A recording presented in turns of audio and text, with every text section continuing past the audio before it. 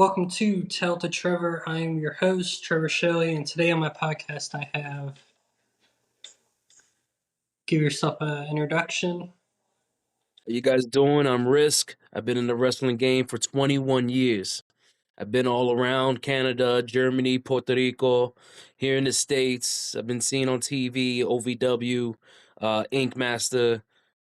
I've been around. I just had a guy from OVW 2 weeks ago on the podcast. Oh, yeah? Which one? The Orion. Oh, okay. Yeah, yeah. All right.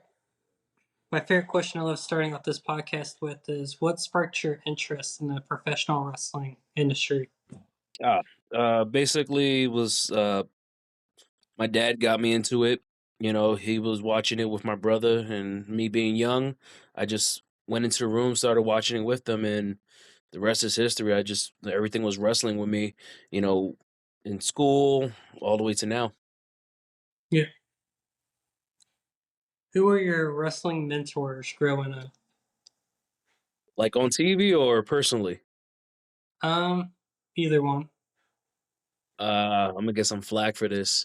Uh, my main ones were Dean Malenko, Chris Benoit. Uh, I was big Undertaker fan, you know, because it's just the character wise, you Yeah. know.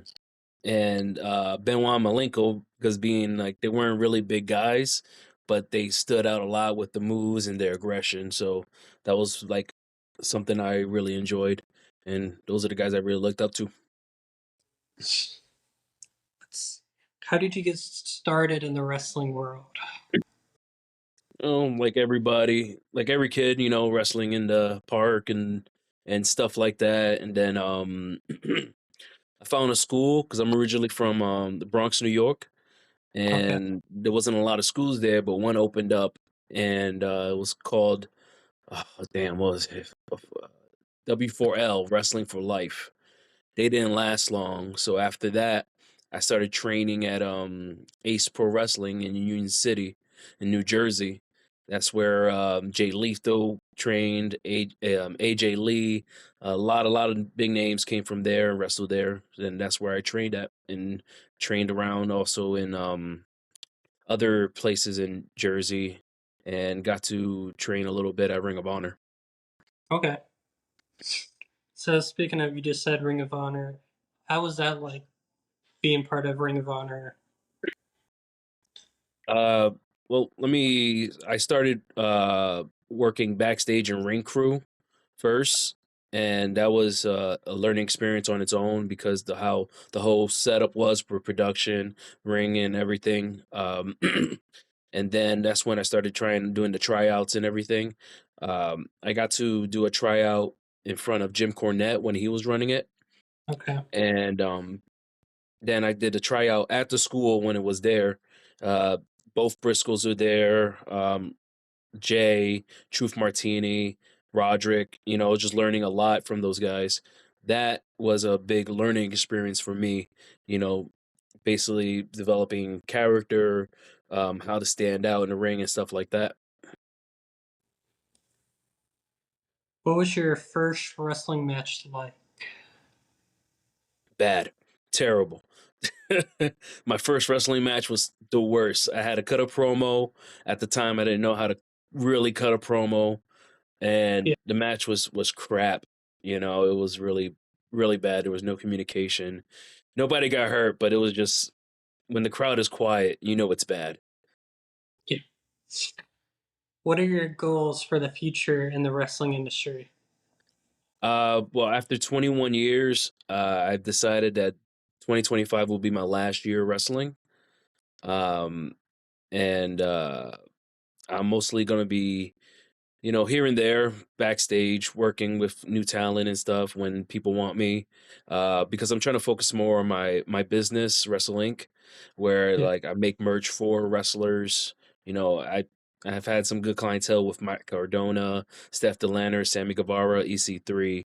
You know, so those are just a couple of people I've worked with, and you know, it's just I'm mainly focusing on business now, and not putting my body on the line anymore after 2025. Can you describe your wrestling persona or character?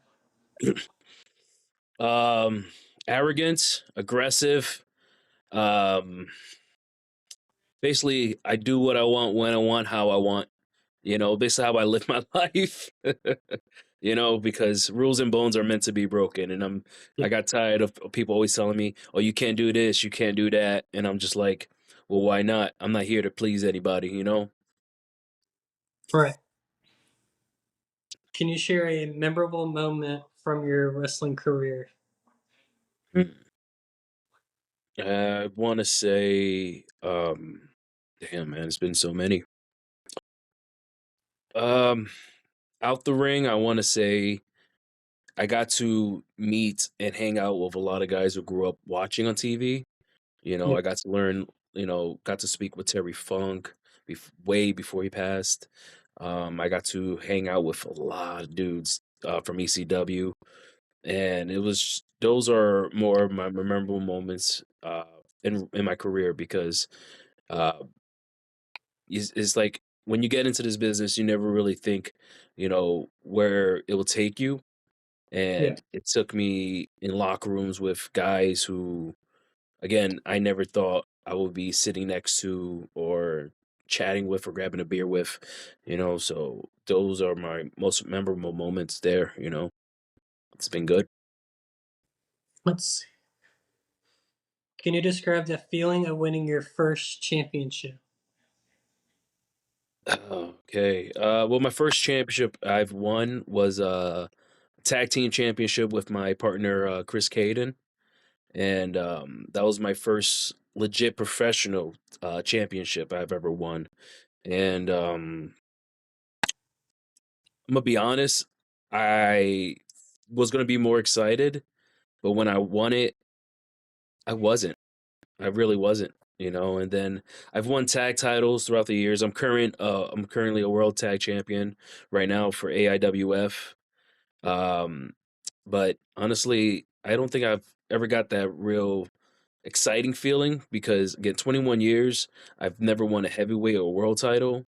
So I'm hopefully this being my last year, hopefully I'll be able to win that, and I think that will be like my true enjoyment there of actually winning a championship.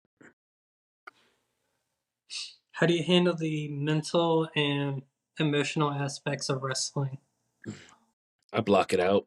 Honestly, it's like it takes a toll on you because I just literally came back from a 9-hour drive from here in Virginia to Kentucky for OVW, and it's like it's a toll. That's why anytime I tell like a lot of the newer guys, if they're gonna bring in the business, get ready for some sacrifice because I've lost relationships, I miss birthdays, uh, a lot. You're gonna lose money, because a lot of this is money, you know. Yeah. So you spend money for the gas, for the travel, for the gear, the training, and most of the time you don't really make that back. So I just try to put all that behind me while I'm trying to stay focused in the ring or getting to the arena, and then I'll stress about it when I get home. All right, so I do this segment called Trev Shock. It's like Stone Cold's questions he does on his show, Mhm.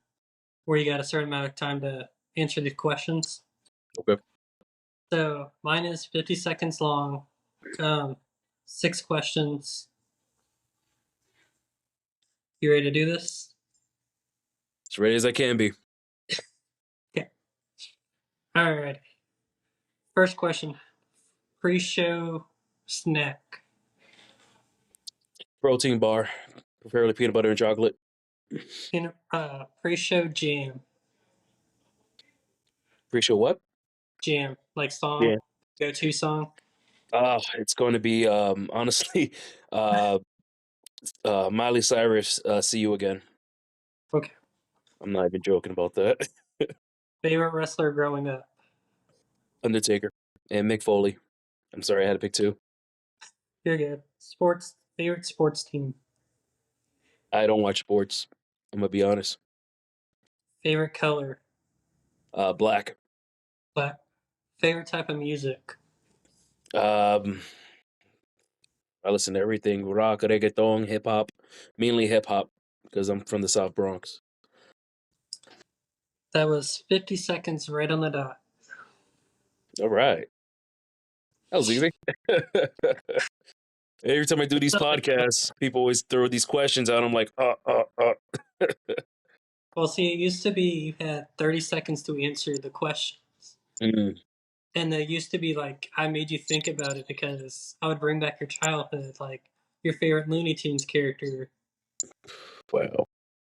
Yeah, that's what somebody like my age and doing this as long. My memory is not that good. I'm surprised I even pulled that out my ass. I had one person that I always laugh about it because it's funny to me. I asked this person, who's your favorite Looney Tunes character? And they said Tom and Jerry. And I'm like, it's the same family, but not the same show. Yeah, yeah. Mine's I would say it was definitely a Tasmania Tasmania. devil. Yeah, Mine was what's Sylvester? the cat, right? Yeah, the cat. I'm thinking about the skunk. That was Pepe Le Pew. Yeah, I don't remember that guy's name at all. Yeah, yeah. I'm old.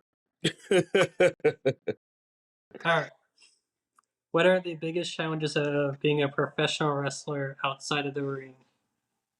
Biggest trend, mainly is I'm definitely going to say family time and relationship because again, like there are going to be times where you need to be here, and then you're stuck over here for about a while. Let's say Japan. Uh, most times they want you to stay in Japan for 6 months, train and everything, but then you got a partner back home, and they're missing you and everything. It's like I don't want to say like going to war, but it's like when you travel a lot and you barely see the person, it puts a strain on the relationship. You know, and it's basically also again I'm going to go back to money. It's always money. you know you're going to lose. There's this, it's just like trying to get the money. If you don't have a car, trying to get the money to get to where you got to get booked at, or you got to get the gas, um your gear, make sure it's all that, man. It's That's what takes a big toll on you. Money and relationships. How do you feel about the business side of wrestling and the role of promoting promotions and the shape and the storylines? Uh, well, I've again, oh God, I've met so many guys, and I actually I was working, starting my own promotion out here, but I left. Basically, a lot of the promoters, if you're talking independents, there's a lot of promoters that don't know how to run a business. This is my last year. I don't give a shit anymore. A lot of them don't know how to run a business. They always want to talk about, oh, we're going to put on a good show, but when it comes to money, oh, Papi, I don't have it, or oh, the tickets were light, and I'm like, business wise, you got to have that put to the side before you could even start a show, because why are you relying on tickets? That ticket sales because you go into the venue you spent, the money spent for the venue, ring rental if you need it, and stuff like that. So a lot of wrestling, a lot of business wise, a lot of people don't know how to run a business. That's I'm gonna keep it 100. That's how it is, But I've worked with a lot of guys who actually know how to run it, and oh, phenomenal, man. I'm not trying to put names or things like that, but this is just my opinion. If you could wrestle any legendary wrestler from the past, who would it be and why? I would definitely say, oh my God. Definitely would say Chris Benoit because his aggression, the way he works, being very technical. Uh, Man, it was just I believe that him and I would have a real technical and aggressive match, you Yeah. know, and this again. I know a lot of people like Chris Benoit, like despite what he did, he was a great wrestler, you know. So if he was around, I'll definitely say Chris Benoit. And if he was active still, Dean Malenko. If you could attend a wrestling training session with any wrestler, who would you pick? Dead or alive? Doesn't matter. Mm, I would Uh, definitely, I would definitely say Rey Mysterio. Rey Mysterio. Yeah, because when I trained lucha, it was it was fun because you got to learn how to do a lot more of the high flying stuff. You get more little technical and stuff, but like I would definitely say Ray because um, I'm a little taller than him because I'm 5'6", 5'7" with my boots on, and just like working with him for us shorter guys, I think it'll definitely work out great. I could say Undertaker, but Undertaker works more with the bigger monster looking guys. If you could have a wrestling legend as your mentor, who would you choose? Oh my god, these are great questions. Oh man, wrestling mentor. Listen to their podcasts and just taking bits and pieces from them all. Yeah, I would definitely say Owen Hart. Owen Hart. Owen Hart, man, because just the way he moved in the ring, and Yeah. stuff. And I got to see him live way back in the day in Madison Square Garden. It was just definitely Owen Hart. I would had loved to pick his brain. So I have this show on WWE 2K25. Well, it's 24 because 25 is not out yet. Mhm. It's called the Shock Show Universe, whatever. Forget the name after saying it after a while. Um, would you want to be in the World Tag Mid Card or Cruiserweight? Oof, man.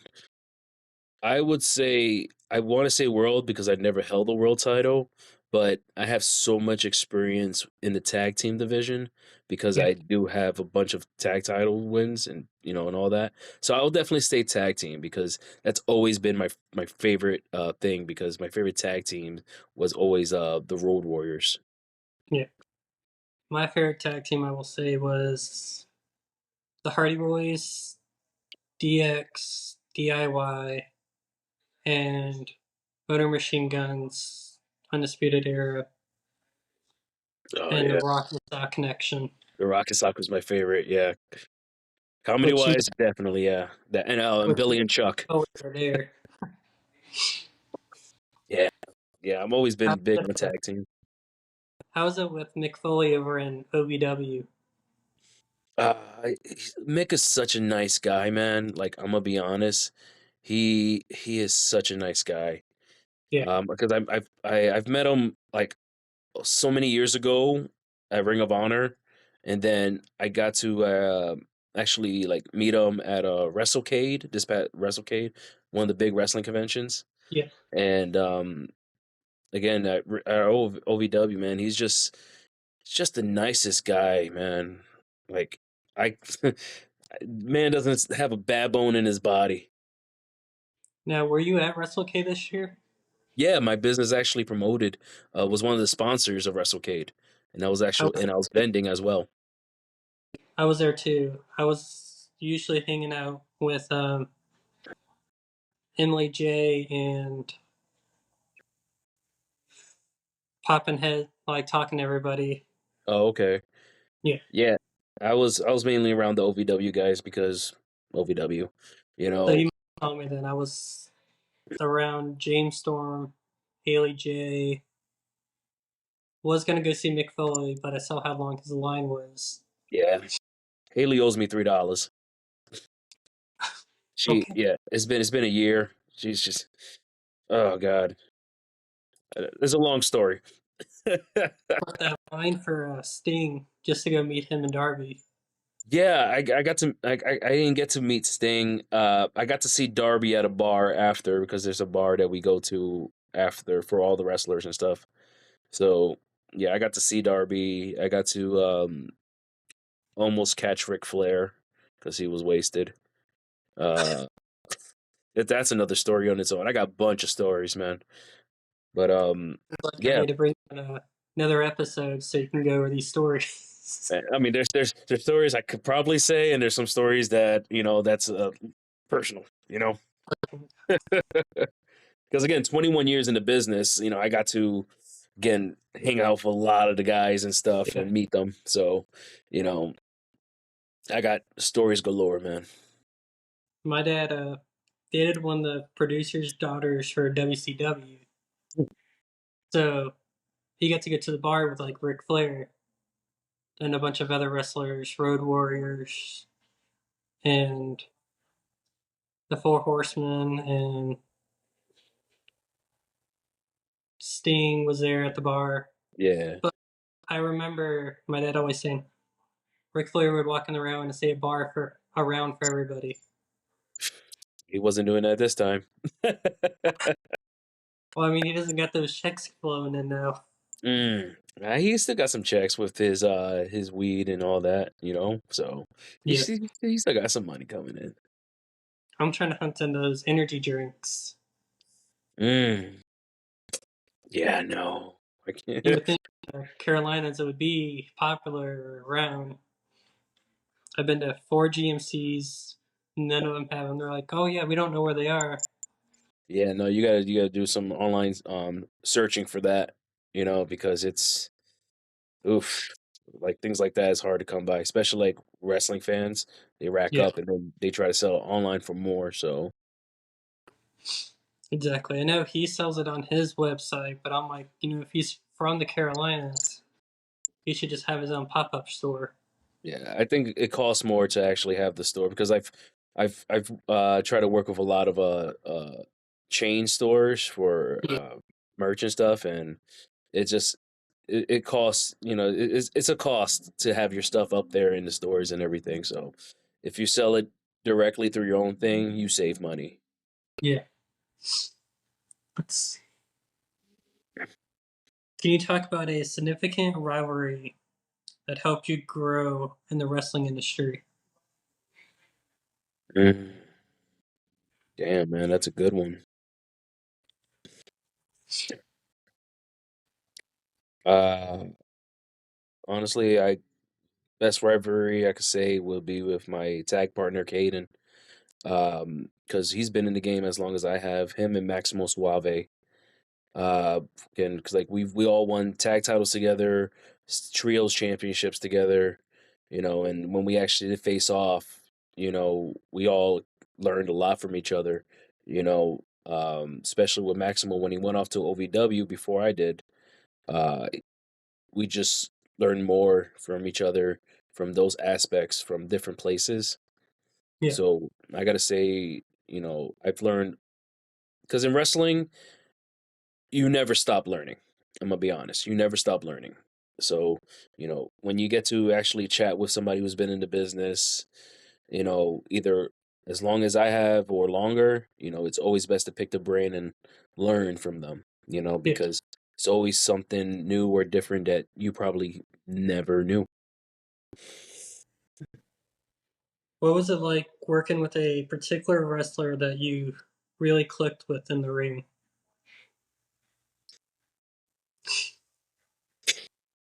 Oh my god, we're talking thousands of matches, bro. Oh my god. Like again, it's like I I I click with a lot of guys, because um, it's just like I can't really point one out because again, I'm not trying to toot my own horn, but it's like I could work with a lot of guys. Whether you've been in the game for a year or 20 years, it's like I can't really put it down, man, Yeah. because yeah, sorry, I can't really give you an answer for that one. Can you describe your training process and what was the most challenging part of learning to wrestle?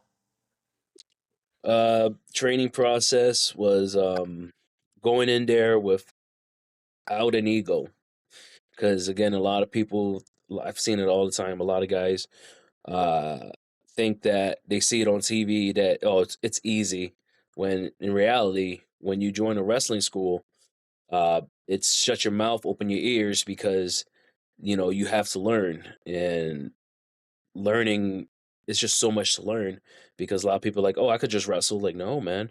The hard thing is developing your character, focusing on the camera for TV, because independent wrestling and wrestling on TV are completely different, you Yeah, know, and especially trying to get your character, your whole gimmick over with fans and everything. It's a hard thing, because you could be like, "Oh, I'm gonna do this," but if the fans don't really click to it or relate to it, yeah. it's you really it's a dud, so and that's the thing, it's a lot of character work and knowing how to work a lot of things within the business.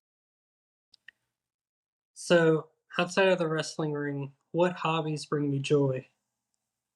Painting. Painting? Uh yeah, before I got into wrestling, actually, I've always been big on art. I've always been an artist. I love making things. I do cosplay. I make props. Currently, I make foam championship replicas, and I'm actually working on a couple belts now. you know, uh, so yeah, art has always been my big thing. Art and working out. Because without that, actually, is like I really don't got much. Well, I mean, for my wife, but you know. What was your favorite gear that you have ever had made? Oh my God! So it's funny that you say that because now I got to change it. I just got this gear made, and it says my moniker is "All Go No Quit." Okay. I have that moniker on my trunks on the back. It says "All Go No Quit," and this Saturday at the pay-per-view, I had fans chanting, "His butt says no quit." So now I gotta change that gear because I love the material. It's like a suede velvet kind of material, but now I gotta change it. So now that's no longer my favorite gear. Um, yeah, I'm so they ruined it for me now. Darn these fans. Yeah, man, this is the first time ever happened to me, and I've worn this gear like a lot, title defenses and everything, and oh god, well, So, wrapping it up, this is the last question I got for you. Where can they find you on social media? oh man, you can find me at my Instagram, Rysk Official. That's all one word, Rysk spelled Rysk. Yeah. You can follow my business page, Wrestle Inc. INK, and Wrestle Inc. Art, all on Instagram. You can find me on YouTube, TikTok. Just type in my name, I'll pop up. You know. And if not, I can pull the Instagram, which I've been doing for everybody, is while the episode's going on, pulling up hmm their That works. Instagram. There we guys Yep. go. Make sure to give them a follow and everything, guys. Yep. And then thank you for being on the podcast. Thank you for having me, man. And then, I really guys, do. we have a t-shirt contest for wrestlers and fans. It's two different contests. Wrestlers that have all been on the show can enter to win it. It's 5 different designs made by a professional company. The winner gets to pick which design they want for the fan. And hope you guys see you guys next time on the episode. All right.